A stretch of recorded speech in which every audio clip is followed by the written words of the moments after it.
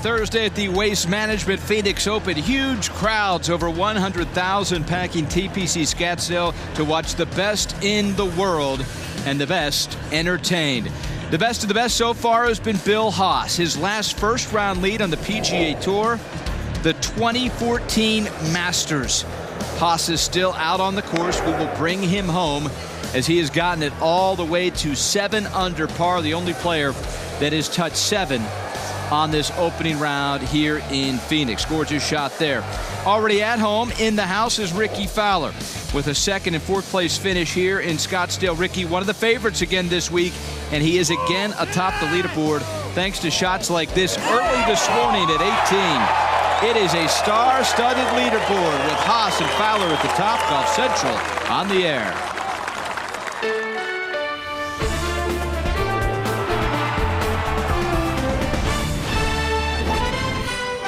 Golf Central. Yeah, the sun has begun to move just a bit here on the 16th hole as fans have packed this place all day long. Once again, as you can see, some of our leaders still out on the golf course. We'll update you every step of the way for Bill Haas, Gary Woodland, and others that continue to play their opening round here in Phoenix.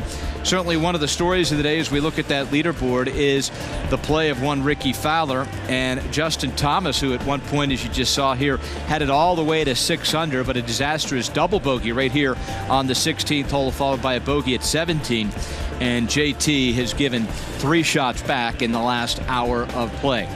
With that, we officially say hello to you from the Waste Management Phoenix Open. Ryan Burr, along with PGA Tour winners Brandel Chambly and Aaron Oberholzer. Still the 16th hole behind us. There's still golf to be played, so once again, we'll keep you updated there. But very intriguing what we've seen in really the last hour of play here with both Justin Thomas and Jordan Spieth. Thomas had it at 6. You thought with a good finish at 16, 17, and 18, he could have the outright lead. Instead, he goes the other direction. Yeah, we were reminded once again of just how volatile the play can be around holes 16, 17. We saw some wonderful birdies there this morning, but we saw some hiccups this afternoon. As we sit here and Bill Haas is 7 under par, I'm reminded of when Bill Haas first came out on tour. He won his first couple of events, and the question always was, at the end of his career, will Bill Haas have more wins than his father? Now, his father, as far as I'm concerned, is one of the most underrated players ever. I played a fair bit of golf with him, and I always thought he was amazing. He's played 799 events on the PGA Tour. Not many have ever played more. Won 9 times. Yep. So that's a heck of a career, right? And so Bill Haas has played, well, roughly half as many events, and he's got 6 wins. So the question still, is Bill Haas going to have more wins at the end of his career than his father Jay had? Are you asking me? Yeah, I'm asking. I'm asking you. Oh man, with all these young studs coming up now, that's a tough question to answer. I think he is. You think he is? You think he can get to 10? Oh yeah. I think it's going to be tough for him to get to 10. Yeah, you forget because you don't see him that often. But every time he pops up on the leaderboard, he's one of those players where you're like, my goodness, how does he not finish in the top 10 almost every single week? It's a beautiful move. No, it is a beautiful golf swing. It's a beautiful putting stroke. He does everything really well. There's not a lot of room for error in his game. He doesn't have a lot of errors in his game. And well, I didn't think Justin Thomas was going to have a lot of errors in his game today either. And he came down the stretch and 16 and 17, what we talked about this morning, Ryan, bit him right where it hurts. No doubt. And when it comes to Haas, he needs 3 more wins to tie. Might not get much a better chance than this week because there's a real good chance he's going to have the 18-hole first-round lead. But let's get into Thomas and Spieth. We just saw them come in, and let's show you what has transpired over the last few hours right here on Golf Channel. We start with JT, who at times was making it look easy out there. Yeah, he's long enough, obviously, to get to this hole in 2, but he drove it in the left fairway bunker, had to lay up, and he goes to work with the wedge, and well, that's a veteran play right there. It's not the easiest hole location to get to, well, unless you use the slope. Conveniently provided by Tom Weiskopf. So birdie there. Thomas 1 under through 3, goes to the 8th, looking for more. Well, and this 8th hole is a beast. I mean, this is a 340-some-odd yard drive. Just a 9-iron. I can tell you, Brandel, that when I play here, I don't have 9-iron into that hole. Yeah, you know, I don't either. Yeah. And what's up with that? Gorgeous shot there. Another birdie for Thomas, goes to 2 under. Thomas at 10 now. This is when he started to really heat up. Well, he had just a fabulous shot here out of the left rough. It's one of the things I talk about with Justin Thomas, just how good he is out of the rough. High hands. Put 100 tour players over there. Not many of them would have done better than that, and he converted the birdie. I agree with you on the high hands. There's the high hands. How do you hit it far? High hands. Now, Thomas, you And here's just a bond. This is another 340-yard drive here on 14, Ryan. Yep, setting up a second shot of 134 yards. Yeah, I mean, that's just crazy. This is one of the hardest holes on the golf course. It is a drive and a mid-iron, drive and a short iron. But, I mean, this is just a chip shot for him. I mean, to have that kind of control and that kind of spin coming into that green, almost every shot is taking a bounce. That one perfectly played. Indeed, 4 feet, 5 under for JT to 15, looking for more. And this is after another beautiful 86-yard wedge shot. Remember, he led that category in proximity last year, 50 to 125 on the PGA Tour. He has the complete game now. Now, I caution you, he's missed the cut here each of the last 2 years, so there are some skeletons in the closet. And it happens. You know, it looked to me like he caught a thin spot there. I mean, I'm not talking about the actual shot. No, there wasn't as much sand in that particular spot as he was anticipating. Sometimes you dig in with your feet and you get a great feel and you know what kind of bounce and resistance you're going to get. Then you hit it, and it turns out the sand under the ball was nowhere near like the sand under your feet. This for bogey, needs it to go, and misses the shorty. It's a double bogey from 4 feet, and just like that, Thomas from 6 under to 4.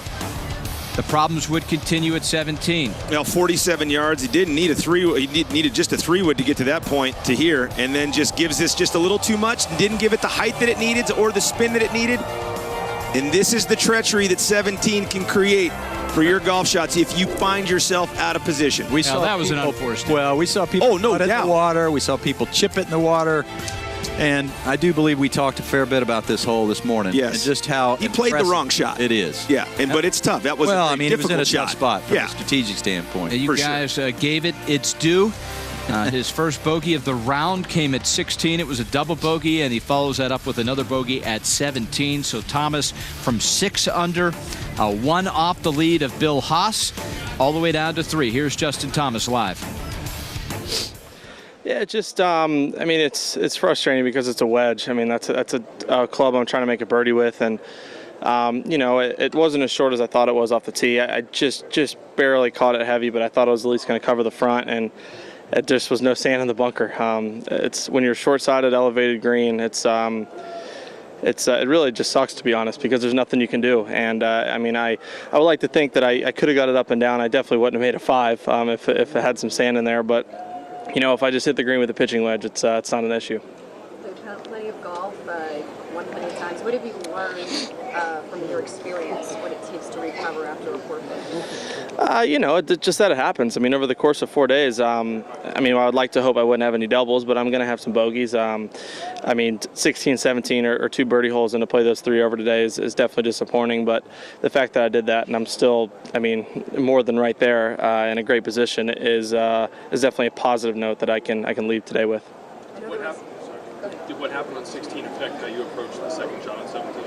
Not at all. I mean, it was a pitch shot, so it's not like you know, I'm trying to get it up and down whether I made 5 or 3 or 12 on the previous hole. I mean, it wasn't it was a difficult shot to get up and down. It wasn't difficult to hit the green. I wish I had it over. I just would have played it differently. But I think Jordan's shot scared me a little bit how soft it landed. I thought, you know, it wouldn't take as big of a hop, and I flew it past where I wanted to.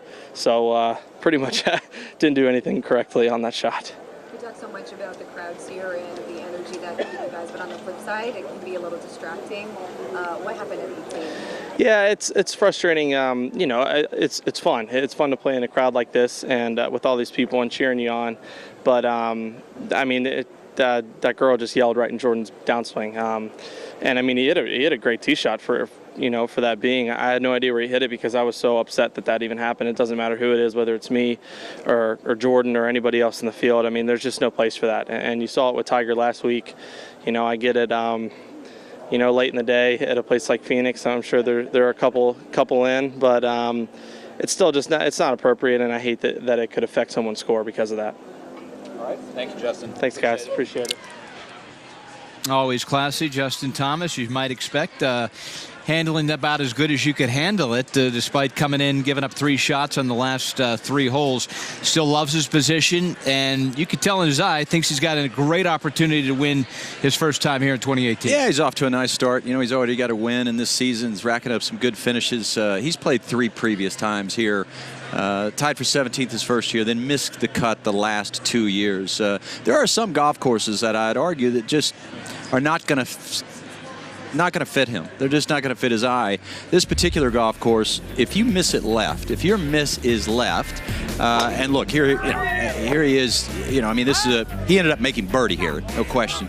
But there are lots of ways you can make birdie on a par 5 yes. left, but there's a lot of the worst trouble on this golf course is left. Absolutely. And if your miss is left, when you get up on a hole like 11, and he played 11 last year, he bogeyed it both rounds. The year before, he bogeyed it both rounds. Number 9, he missed it left in 2016, made double bogey. 15, he's missing it left, hit it in the water or way right. Yeah. Because if your miss is left, you'll bail out to the right. So he's either going, on the trouble holes, he's either finding the trouble or bailing out to the right.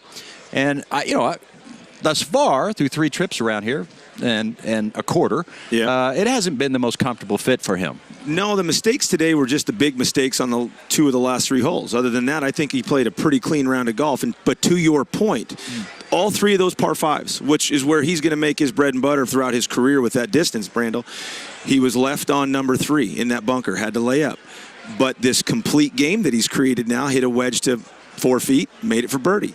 Then he hits it left on 13 into the junk. Then he hits a 3-wood just to the green, pitches, which was actually a really difficult pitch that we didn't see in the highlights, to a kick-in. Makes birdie. The short game's there. Then he goes to 15, 3-wood off the tee, to your point, trying to play safe, knows he can reach it in 2 no matter what. Almost hooks it in the water a second time in his career here on 15. Luckily hangs up because they've grown some rough over there. And he is able to lay up and wedges it again to 10 feet, which he's been doing so well over the last 12 to 14 months. Makes a birdie. You can't, to Brandel's point, though, I'm in agreement. You can't live like that over 4 days here at Phoenix. It will end up biting you. He's going to have to figure out a shot that he can go to off the tee where he feels comfortable. Yeah, everybody's got their miss, right? Yeah, if your miss happens to be a little right here. Think about the players that have, by and large, played the best golf here. Mark Calcavecchia, who won by 8, won by 7, won by 5. Nicholson. He was working it this way. If your miss happens to be to the right, it's a better fit for this golf course. No doubt about it. His playing partner, Jordan Spieth, as good as Justin Thomas was for the first 15 holes, Spieth just never able to get on track on this day. Came in 8 career rounds at TPC Scottsdale, a 23 under par, over par on his round. Take a look at Jordan's day thus far, as just never really happened for Jordan. And currently in a tie for 86 with a 72 in the first round. And here we are at the 4th. Yeah, this is after sort of a poor iron shot, left him in a bad spot. Long putt down the hill. And this was sort of a common theme for Jordan Spieth throughout the day. As a matter of fact, I mean, when you start to look at, one of the telltale figures of whether or not your touch is right, whether or not your feel, is right, it's how close your approach putt performance is. And you can see right here, most of his misses were to the right. Yeah. And this has a lot to do, and I know you've looked into this. Yeah, I have. I was at Brandel. I was actually able to talk to one of the gentlemen that fits Jordan Spieth at Titleist at Scotty Cameron's studio, and basically this is something that Jordan tends to struggle with from time to time. And you and I were talking about it, and it's specifically can hamper left-hand low players with a left-hand low grip. That if you get too much forward press, which tends to be Jordan Spieth's problem, he gets too much forward press. He puts the putter gives it too much angle, which means you're driving that ball into the ground. But when you can do that as a right-hand low guy too. But when you do it as a left-hand low guy, you end up almost more of a push stroke. And when you get that push stroke, you don't get that vertical release with the putter, which turns the putter over and gets the ball rolling, and use the natural loft of the putter that you're supposed to do to get the ball up off the turf and roll it properly. And that's basically what I see in his putting right now, is that he just needs a little more vertical release with that putter. Yeah, the worst part of his putting is really 4 to 8 feet, and his average approach putt today was 4 feet 6 inches average. The tour average is about 2 feet 4 inches. So that put him in a bad spot pretty much all day long. Yeah, and for Jordan, we're going to need a bounce back. There's no doubt about that. Currently outside the cut line with 18 to play. We'll need a good Friday here, as he will go off in the morning, and he'll be glad that he gets a chance to get out there and try to correct the mistakes from today. One update, our leader, Bill Haas, is out on the golf course. I just finished the 8th hole. Let's give you the highlights here from Haas. This is second at 8, currently at 7 under. Well, the left bunker is certainly in play. If you draw it, you're playing it down the right center of the fairway, obviously. But if you hit a fade, this is an awkward tee shot. And that is one heck of a shot, Aaron, out of that bunker. That is not an big easy lip bunker. there. Yeah, big lip. Not an easy bunker shot at all. To get it almost pin high is fantastic. And he's been putting the ball great. I believe he's second on right now in strokes gained putting for the field. So he's ironing it well and putting it well. You got to do both those things well here if you're going to win. So it's a par for Haas at 8. He remains our leader at 7 under. So Haas still has the 9th hole to play. Gary Woodland has the 18th to play. And Chris Kirk is still out there. When we come back, we'll get into some of the other big names on the leaderboard. None bigger than Ricky Fowler. Has played so well over the years here in Phoenix. He's done everything but win. I hear why Aaron and Brandel think Fowler is a good bet for the weekend here at the Waste Management Phoenix Open. Plus one of the hometown favorites, John Rahm.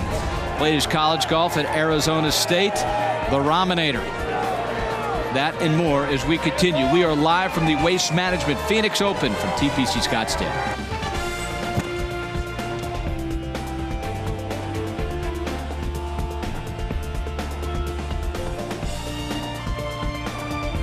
Golf Central is brought to you by Waste Management. For commercial and residential waste and recycling services, visit WM.com. Geico.